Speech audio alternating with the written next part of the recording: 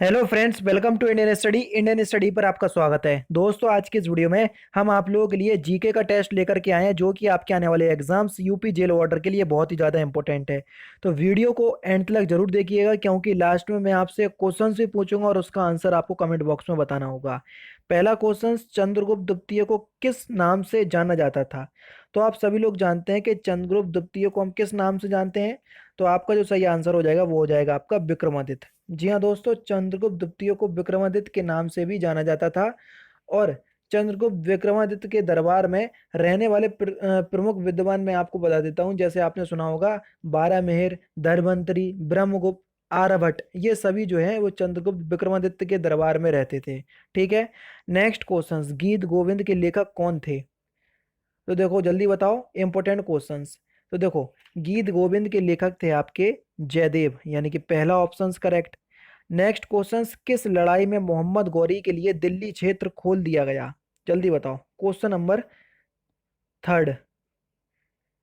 तो आपका सही आंसर हो जाएगा तराइन की दूसरी लड़ाई, क्योंकि तराइन का पहला युद्ध हुआ था 1191 में, जिसमें कौन, पृथ्वीराज चौहान जीत गया था। लेकिन 1192 में तराइन का द्वितीय युद्ध होता है और मोहम्मद गौरी जीत जाता है, और इसी युद्ध के बाद भारत में मुस्लिम सत्ता की स्थापना हो जाती है। समझ रहे हैं ना? नेक्स्ट क्वेश्चन आपके सामने ये रहा, निम्नलिखित में से कौन सी घटनाएं कालक्रम के अनुसार बिल्कुल सही हैं? जल्दी बताओ, क्वेश्चन नंबर 4। तो देखो, सबसे पहले आपको पता होना चाहिए कि कौन सी घटना कब हुई। मैं आपको सबकी डेट बताता हूँ। देखो, सविनय अवज्ञा आंदोलन 1930 में हुआ, भारत छोड़ो आंदोलन 1942 में हुआ, कैबिनेट मिशन भारत कब आया था? 1946 में। तो ये तीनों ही घटनाएं। अब बताओ, सबसे पहले कौन सी हुई थी? सविनय अवज्ञा आंदोलन, उसके बाद भारत छोड़ो आंदोलन, उसके बाद कैबिनेट मिशन। यानी कि पहला ही ऑप्शन आपका दिया है, तो पहला ही option correct. Next question, Kathakali. Kathakali किस राज्य का प्रमुख नृत्य है? तो आपको पता होना चाहिए, इंपॉर्टेंट है। तो कथकली है केरल का। कहाँ का दोस्तों? केरल का। दूसरा ऑप्शन आपका बिल्कुल करेक्ट हो जाएगा। नेक्स्ट क्वेश्चन, गुप्त स्थापत्य कला का सर्वोत्तम नमूना कौन सा है? जल्दी बताइए। गुप्त स्थापत्य कला का सर्वोत्कृष्ट नमूना कौन सा है? तो आपका सही आंसर हो जाएगा देवगढ़ का दस अवतार मंदिर। यानी कि इस क्वेश्चन का पहला ऑप्शन करेक्ट। कई बार यही पूछ लिया जाता है कि दस अवतार मंदिर किसने बनवाया था? तो गुप्त शासकों ने बनवाया था, ध्यान रखना। सूर्य से बढ़ती दूरी के अनुसार ग्रहों का सही क्रम बताइए। तो जल्दी बताओ। देखो, सबसे पहले बुध, शुक्र, पृथ्वी, मंगल, शनि, अरुण, वरुण, यही है ना? तो फिलहाल तो चार दिए हुए हैं यहाँ पर। तो बुध, शुक्र, पृथ्वी, मंगल कौन सा ऑप्शंस में दिया? चौथा ऑप्शंस में। चौथा ऑप्शंस करेक्ट। निम्नलिखित में से कौन सा युग्म सुमेलित नहीं है? हवा दिए हैं और उनके स्थान के नाम। मिस्ट्रल हवा कहाँ पर चलती है? फ्रांस में, ये बिल्कुल ठीक है। यामो चलती है आपकी कहाँ पर? जापान में, बिल्कुल ठीक है। सिरोको चलती है ऑस्ट्रेलिया में, ये गलत है। खमसेन चलती है मिस्र में, ये बिल्कुल ठीक है। तो फिलहाल आपका सही आंसर हो जाएगा option number C. Next question, पृथ्वी चक्रवात की विशेषता बताइए। Question number 9। तो पृथ्वी चक्रवात की विशेषता क्या होती है? स्वच्छ आकाश। यानी कि इस क्वेश्चन का चौथा ऑप्शन आपका बिल्कुल करेक्ट हो जाएगा। पृथ्वी चक्रवात की प्रकृति तथा विशेषताएं चक्रवात से पूर्णतः यानी कि बिल्कुल अलग होती हैं। इसके केंद्र में उच्च वायुदाब का क्षेत्र होता है, जबकि परिधि की ओर निम्न वायुदाब पाया जाता है। पृथ्वी चक्रवात की विशेषता होती है कि स्वच्छ आसमान बिल्कुल होता है पृथ्वी चक्रवात वाले दिन। समझ रहे हैं? तो चौथा ऑप्शन करेक्ट। लोयस का पठार है, जल्दी बताइए। लोयस का पठार कैसा पठार है? जैसे जो हमारा हिमालय है वो एक बलित पर्वत है, इसी प्रकार से लोयस का जो आपका पठार है ये पवनकृत है। यानी कि चौथा ऑप्शन बिल्कुल करेक्ट।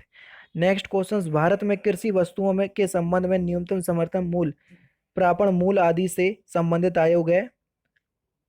तो आपका सही आंसर हो जाएगा कृषि लागत और मूलायोग, यानी कि दूसरा ऑप्शन करेक्ट। निम्नलिखित में से कौन सा सही है? पहली पंचवर्षीय योजना का काल दिया, दूसरी, तीसरी और चौथी।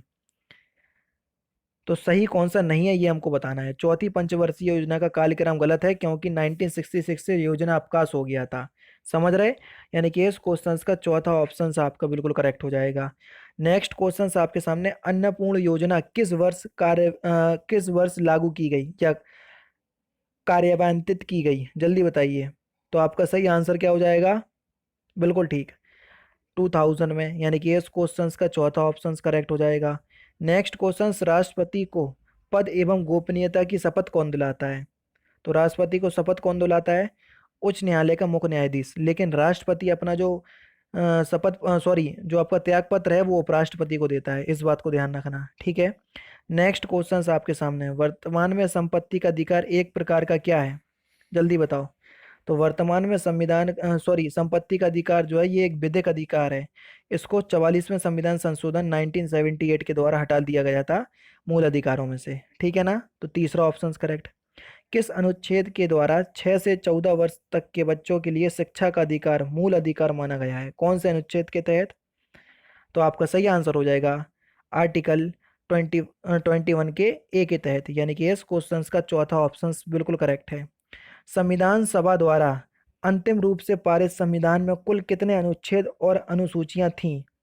तो देखो, जब संविधान लागू हुआ था तब उसमें 395 अनुच्छेद और 8 अनुसूचियां थीं। प्रेजेंट टाइम में 495 से ज़्यादा अनुच्छेद हैं और 12 अनुसूचियां हैं, समझ रहे? तो ये सारी चीज़ें आपको पता होना चाहिए। नेक्स्ट क्वेश्चन से आपका 445 से ज़्यादा, ठीक है। भारतीय संविधान के किस भाग को बी आर अम्बेडकर ने अनुच्छेद 32 में हृदय तथा उसकी आत्मा की संज्ञा दी है? तो कौन से आर्टिकल को दी है? तो सही आंसर हो जाएगा संवैधानिक उपचारों का अधिकार, जो आर्टिकल 32 के तहत आता है। इस बात को ध्यान रखना, कई एग्जाम में पूछा गया है। एन एरिया ऑफ डार्कनेस किसकी पुस्तक है? तो ये किसकी पुस्तक है? बी एस नॉयपॉल की। पहला ऑप्शन करेक्ट। मूत्र का रंग पीला होता है किसकी मौजूदगी के कारण? तो किसकी मौजूदगी के कारण होता है? यूरोक्रोम के कारण। चौथा ऑप्शन करेक्ट। जंग से बचाने के लिए लोहे पर जस्ते की परत चढ़ाने को क्या कहते हैं? तो उसको कहते हैं गैल्वनाइजेशन, ठीक है। चौथा ऑप्शन आपका बिल्कुल करेक्ट, और हिंदी में जस्तीकरण कहते हैं, ध्यान रखना। रेल की पटरियों पर या रेल की पटरियां अपने वक्र पर किस कारण से बैक की गई होती हैं? जल्दी बताइए, तो किस कारण से? तो देखो, दो ऑप्शंस तो आपके ये हैं, बाकी दो ऑप्शंस ये हैं। तो ऑप्शंस नंबर सी आपका बिल्कुल सही आंसर हो जाएगा कि रेलगाड़ी के भार के 36 घटक से आवश्यक अभिकेंद्रीय बल प्राप्त किया जा सकता। नेक्स्ट क्वेश्चन, उत्तर प्रदेश का प्रसिद्ध दुधवा नेशनल पार्क निम्नलिखित में से किस जिले में स्थित है? बहुत इंपॉर्टेंट क्वेश्चन। तो ये कहाँ पर है? लखीमपुर खीरी में है। तीसरा ऑप्शन करेक्ट। विमुद्रीकरण का अर्थव्यवस्था पर निम्नलिखित में से क्या प्रभाव पड़ा? जो आपका डिमोनेटाइजेशन हुआ था, कब हुआ था? 8 नवंबर 2016 को। पता होना चाहिए, डेट बहुत इंपॉर्टेंट है ये, समझ रहे हैं? तो इस पर क्या प्रभाव पड़ा अर्थव्यवस्था पर? तो सही आंसर हो जाएगा महंगाई पर नियंत्रण लगा, डिजिटल ट्रांजैक्शन को बढ़ावा मिला, यानी कि इस क्वेश्चन का सही आंसर क्या हो जाएगा? Option number 4।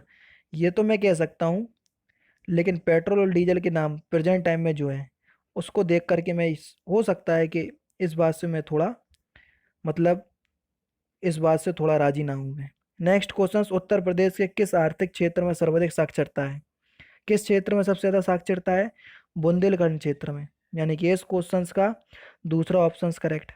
उत्तर प्रदेश में कस्तूरबा गांधी बालिका विद्यालय योजना कब शुरू की गई थी? तो ये कब शुरू की गई थी उत्तर प्रदेश में? सही आंसर हो जाएगा वर्ष 2004 में, यानी कि चौथा ऑप्शन करेक्ट। उत्तर प्रदेश के प्रथम राज्यपाल कौन थे? सिंपल और बहुत इंपॉर्टेंट क्वेश्चन, सही आंसर हो जाएगा सरोजिनी नायडू। नेक्स्ट क्वेश्चन, संगीत और उनके स्थान दिए हैं, तो हमको कौन सा सुमेलित नहीं है ये आपको बताना है। Question number 28। कजरी बनारस का है? बिल्कुल है। बिरहा कानपुर का? बिरहा कानपुर का नहीं है। होली ब्रज का, ब्रज क्षेत्र का, ठीक है। नौटंकी हाथरस का? बिल्कुल ठीक है। तो आपका सही आंसर क्या हो जाएगा 28 का? बी ऑप्शन आपका बिल्कुल करेक्ट है। कौन सा? बी ऑप्शन आपका बिल्कुल करेक्ट हो जाएगा। नेक्स्ट क्वेश्चन, निम्नलिखित में से पुलिस व्यवस्था में सुधार हेतु श्रेष्ठ उपायों में से कौन है? जल्दी बताइए, चार उपाय आपके सामने हैं, सबसे श्रेष्ठ उपाय कौन सा है? तो सही आंसर हो जाएगा जनता की समस्याओं के प्रति संवेदनशीलता व मानवीय व्यवहार रखना, यानी कि तीसरा ऑप्शन बिल्कुल करेक्ट। जिले में आपराधिक प्रशासन का प्रमुख कौन होता है? जल्दी बताइए, दो ऑप्शंस आपके ये हैं और दो ऑप्शंस आपके ये हैं, ठीक है। तो सही आंसर हो जाएगा आपका जिला मजिस्ट्रेट, यानी कि दूसरा ऑप्शन बिल्कुल करेक्ट। नेक्स्ट क्वेश्चन आपके सामने ये रहा, निम्नलिखित में से कौन अधिकतम ध्वनि प्रदूषण का कारण है? सबसे ज्यादा ध्वनि प्रदूषण का कारण कौन है? तो आपका सही आंसर हो जाएगा जेट उड़ान, यानी कि चौथा ऑप्शन करेक्ट।